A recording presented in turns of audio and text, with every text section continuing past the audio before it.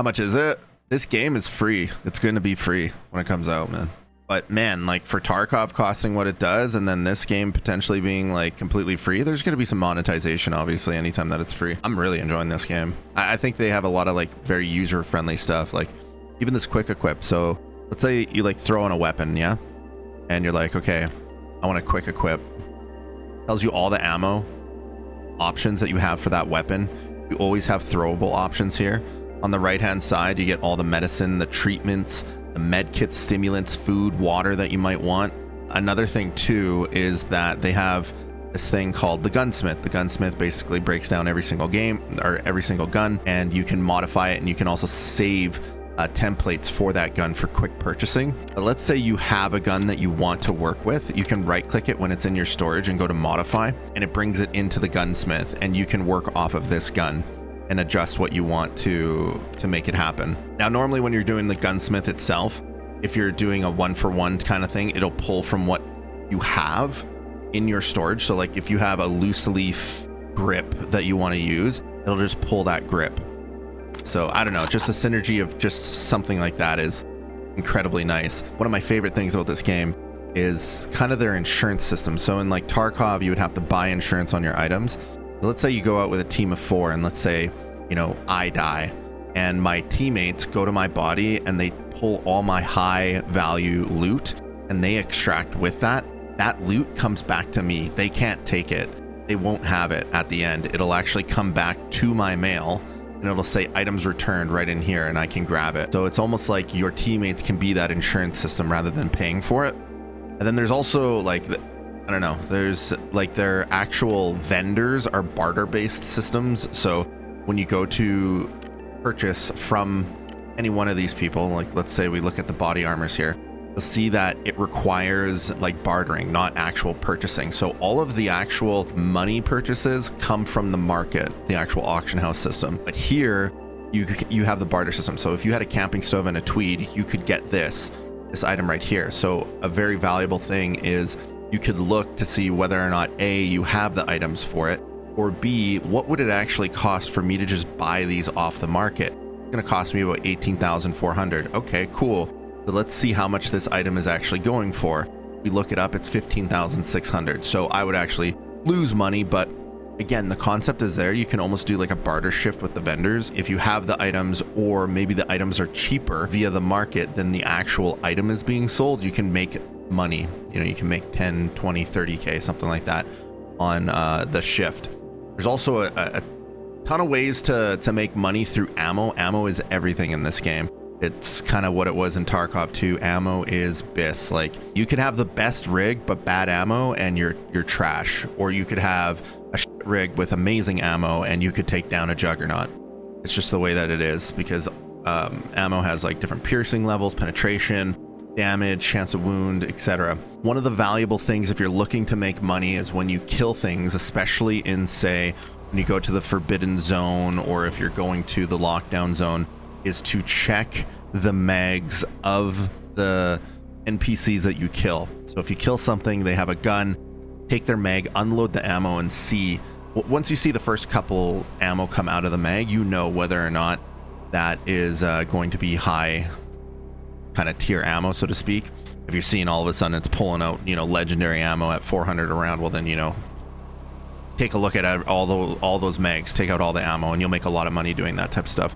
Same with like ammo crates, make sure you're checking those as well. So yeah, ammo is a really great way to make money. Another way is through the actual attachments on a gun. So if you do have an open slot, obviously you can just take the gun by itself. The things to look for on the guns themselves, whether it be another PvP player or a PvE player, you're going to want to make sure that you're looking at probably these categories specifically. And again, take this with a grain of salt because I'm not like 100% knowledgeable, but from what I've seen, suppressors or anything on the end, especially suppressors go for a really good coin.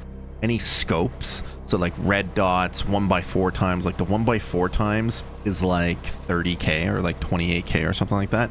So huge money there. Any stock, so the thing that goes into your shoulder right here, especially if they're like foldables, sometimes those will go for a good coin. Some mags will go for a good amount, especially if they have like a digital read. Some of them have you know, when you like check your ammo, it'll be like half full or almost full or something like that. Some of the mags will actually give you like an exact bullet read, so those ones tend to go for a lot of money too.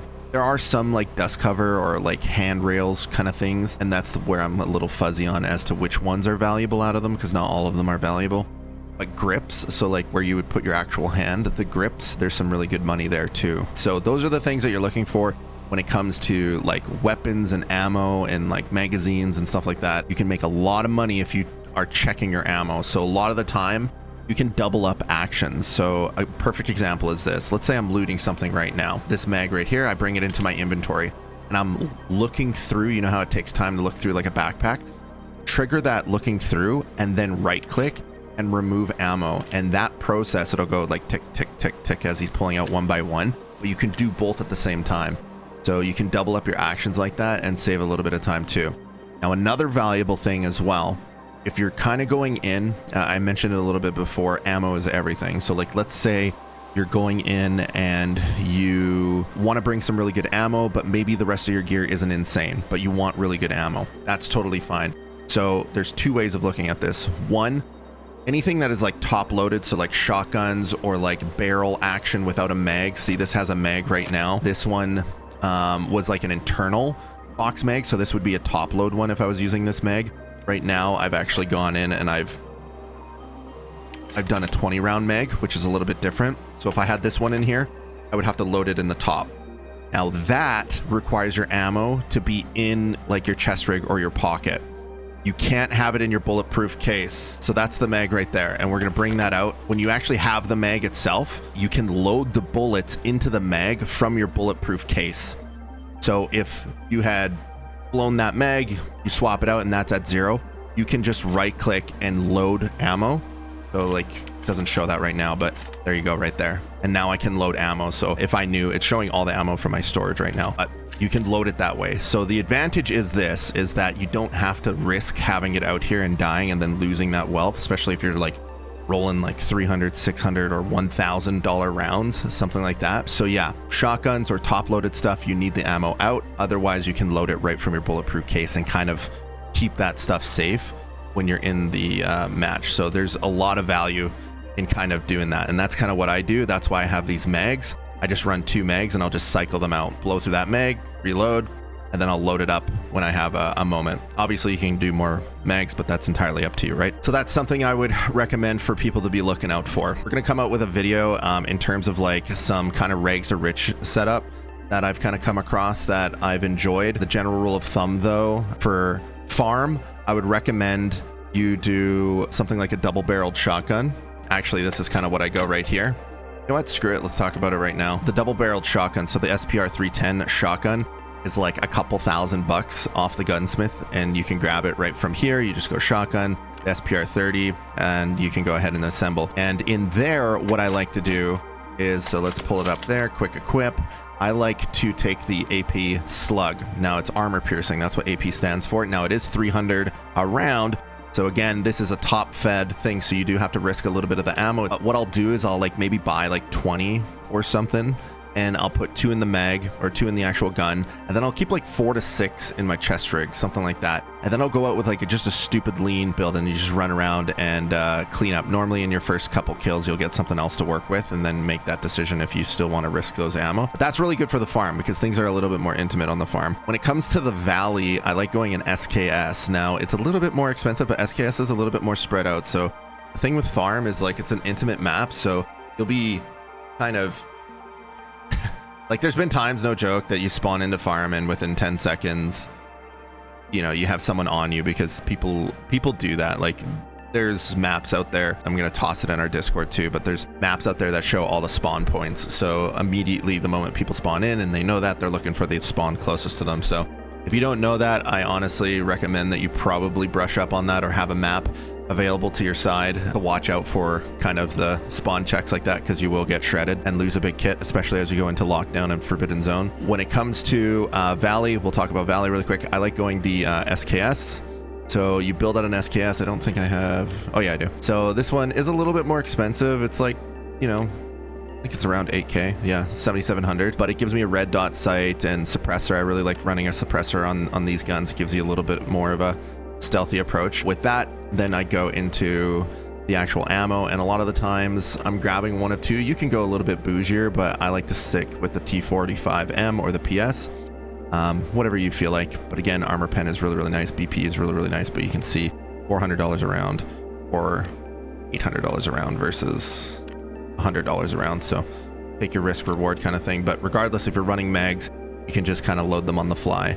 That's what I would recommend, and you just go in on like a really lean build. I was doing some meme-ish runs with the shotgun on the farm, and I was doing like the fire chief kind of vibe. We were just going in with helmets on the Kelsey fire helmet, just buying, because you do actually get penalties in this game. So if you don't have things in certain slots, it'll give you kind of like a red penalty, and you'll see that when you go to actually enter. So like, let's just choose this. I'm not going to go into it, but you see right now it says no secondary attachment ammunition. If I go to if it's red, then you get a penalty. If it's yellow, it's just a recommendation, but the red will create so you have like lower search times on gear, bodies, boxes, stuff like that. So if you want to avoid that, you can go really cheap and just like buy the most basic armor, the basic helmet. Obviously, I'm not going to take that shotgun, so that would go away after that. But the main thing is they want, I believe, armor and headgear. They also want a med, so you can just get one of the cheap ones, like $200 or something like that. And you just roll out with one. That's if you're wanting to do kind of a rags to riches setup. But honestly, if you have like some off to the side, like a simple bag or something like that, they're not that expensive. It's like a couple $100. Like even this medium camping is like $800. If you look at some of the other items here too, like body armor is, $790 for the basic one, just to get that penalty to go away, or the backpack. I mean, even the medium camping is $800, but you can go with the sling for $410 if you wanted to. So these are just like little lean setups. Again, I was doing a bunch of high roller, not yesterday, but the day before, and I was up at like a mil, and I think I lost like 800K, 900K in our endeavors. Some of them we got killed 10 seconds on spawn. One of our buddies wasn't even spawned into the game yet, and we already got pushed by a team of 4 and got owned. So it's like, you can lose your wealth really fast. Even if you have $1 million, that's not that much. Some of these guys and the high rollers, like, you can build out a kit of a $500,000 kit pretty easily, pretty fast. It's not hard to do so. So, you got to take that with a grain of salt. But either way, I was down at like 200K yesterday, and we're back up at 700K, and I have a ton of gear that I refilled my stash with, and a ton of other stuff that I can go ahead and sell, especially ammo and whatnot. So you kind of decide where you want to sit in terms of risk versus reward. But those are some of my immediate thoughts when it comes to Arena Breakout. I honestly think that this game is in a contender to kind of blow up a little bit, especially with some of the recent things that happened with Tarkov. Whether or not you agree with Arena Breakout building things very similar to Tarkov, or you think they stole assets, like whatever, I don't know. That's not really what this video is supposed to be about. It was just some of my initial thoughts, but there are a lot of things that you can go through here and build wealth with. Don't always think that you have to go to the main POIs, especially in Valley. There's a lot of like fringe stuff that you can kind of go through and loot, especially if you're doing like the Forbidden Zone. The loot just in general is going to be better. And that's really cool in general. If you don't know what the Forbidden Zone or the Lockdown Zone is essentially, it's like a high roller mode. So right here, really simply put, you need a certain amount of value in your rig in order to even queue up, and it costs you 5,000 to join. The other one, I believe, is 80,000 value and 12,000 entry, I believe. And who knows if that changes throughout the different maps, or maybe they add another mode in. I don't know. But it's really kind of cool because it's a bit of a risk reward. If you're curious where your actual value is right here. 22,000. Now, I believe this is kind of based off of like when you look at an item and it says around 1,000. That's kind of what builds out into this. Not if this is saying around 1,000, but it's actually selling for 7,000. That's a little bit different too. So just look out for those things. High rollers are really cool function in the game. I'm really liking a lot of things about this game. There's a lot of missions and quest systems that you can kind of do from the different contacts, which are basically the vendors, keep feeding you money. There's weeklies too. Weeklies are pretty goated. And faction, I haven't ran into a faction quest yet, but the weeklies were very lucrative for experience and for money. And they're also really good too, is if they bring the game down during like game hours or just like peak hours, they'll compensate. So like they did like a patch earlier on. I don't know if they'll do this in live, but they gave like 150K money for inconvenience of like an hour patch or something like that. So they're mindful of that, which is always nice. Just like Tarkov, they kind of got the main ones, which is your tactical ops and then covert ops. Covert ops is kind of like your scav. You can go in there and see what you can pull out and getting value. Typically what I've experienced in the matches, you're faced against about 1 to 4 teams, and that can be 1 to 4 players. So kind of expect that in the different maps. And then scavs, aka the covert ops, they kind of trickle spawn in and around like 22 minutes and lower. I don't know when the final spawns for the maps are, but that's what I've seen so far. Trophy room, don't know what it is.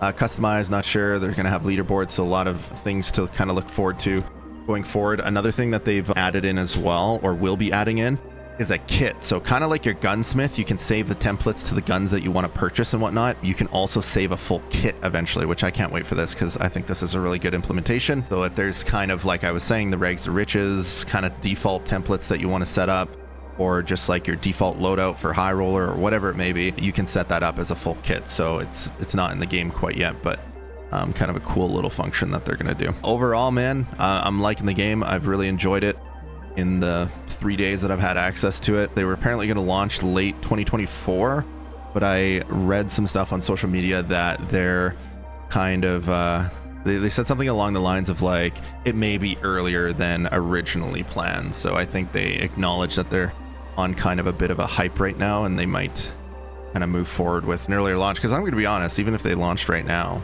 like it's in a good state, I would say, to play. The only complaint I would say is that the servers have a little bit of a stutter.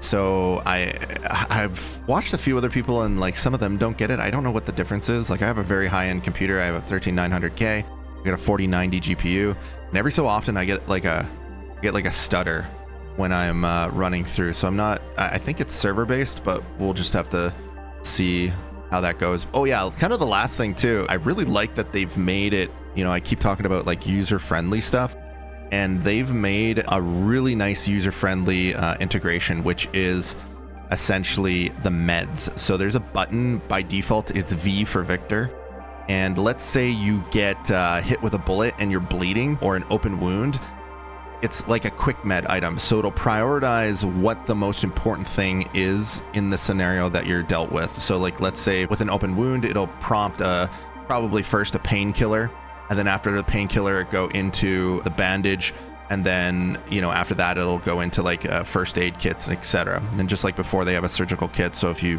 have a total arm blown off, you can hit the surgical kit, and then you can get that back to life and then heal it back up. So like little user-friendly stuff like that, I really appreciate.